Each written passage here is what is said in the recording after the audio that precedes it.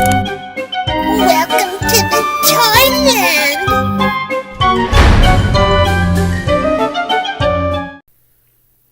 Okay, so we're back with this figure that you just seen in the mail video.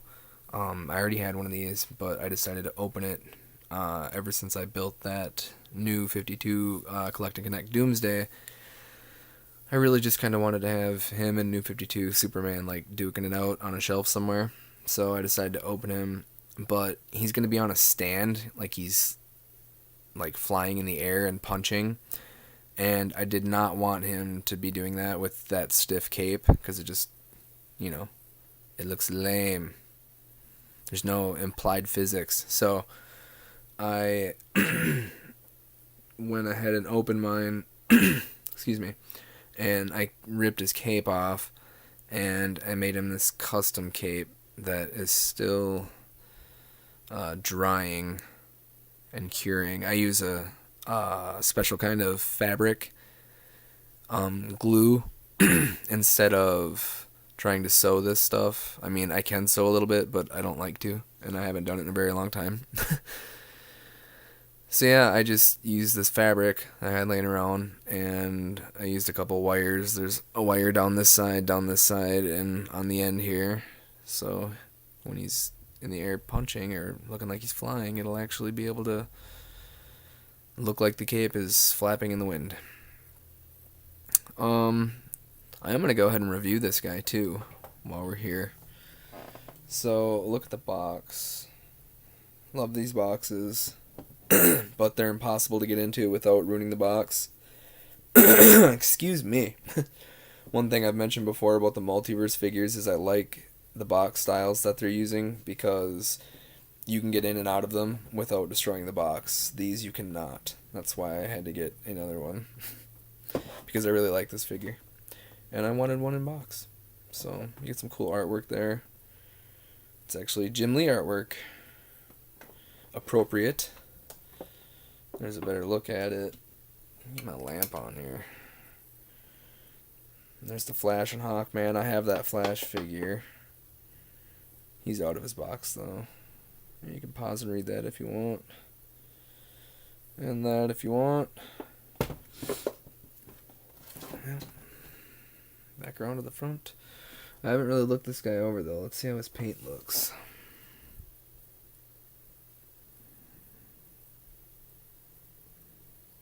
Everything looks pretty clean around the eyebrow. Oh, wait a minute. Looks like there might be a little bit of the flesh tone on the eyebrow there. I don't know if you guys can see that. It's like right by the arch. Right as the arch starts to fall towards the outside of the eye. There's a little splash of flesh tone paint, but not a big deal. So yeah. Here's the figure out of box, of course, with a customized cape, which still has a little more work to be done. I'm not done with it yet. I gotta fix this here, which I'll take care of. But yeah, as you can see, you can get some pretty dynamic poses with him. Wow. But alright, so his head goes side to side, up and down a teeny bit, maybe more if you work it some, which is the case with a lot of these. His shoulder goes out like that, up that far, and it goes all the way around.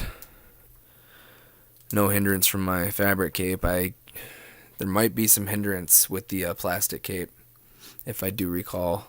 And looking at it here, it looks like it very well could hinder the rotation. He's got this upper bicep swivel. Make sure it's focusing on him. It's want to focus on that one in the back. He's got the elbow bend and a wrist swivel. He's got the ab crunch. Pretty good range of motion.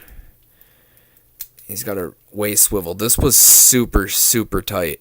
In order to get that waist to actually swivel, I had to take one of these blades and slide it in there all the way around and work it a few times. In fact, I ended up jamming myself in the thumb with the blade and it bled all over.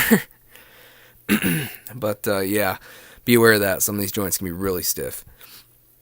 But his leg goes forward that far and back that far.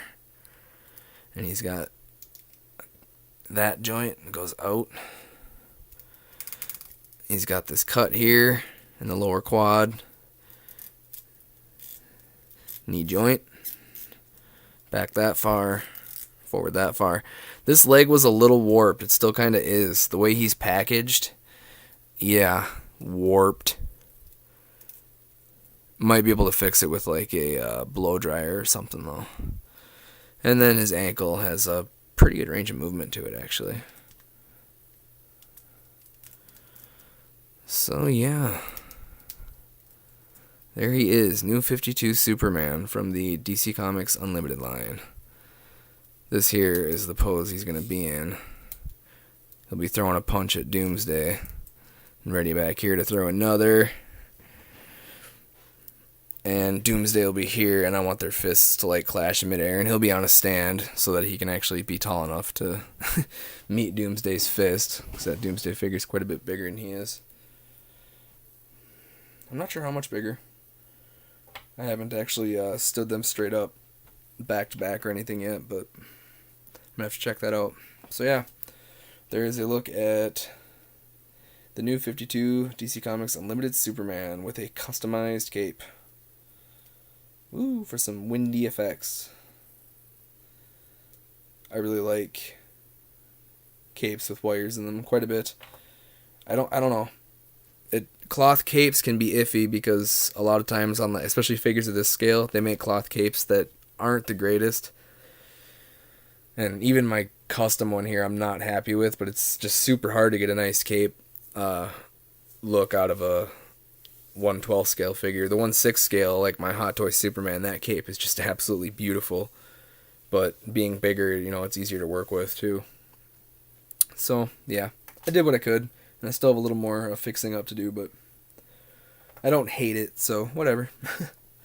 But yeah, I guess that's about it. So thanks as always for tuning in, guys. And coming up, we'll have reviews of that Joker figure for sure. And at least an opening of that Jim Lee figure. Like, I'm going to remove the plastic and open up the box so we can look at it. I haven't decided if I'm going to actually remove it yet. Like, take the figure out. So, we'll see. But yeah, look forward to those, and until then, guys, keep on rocking.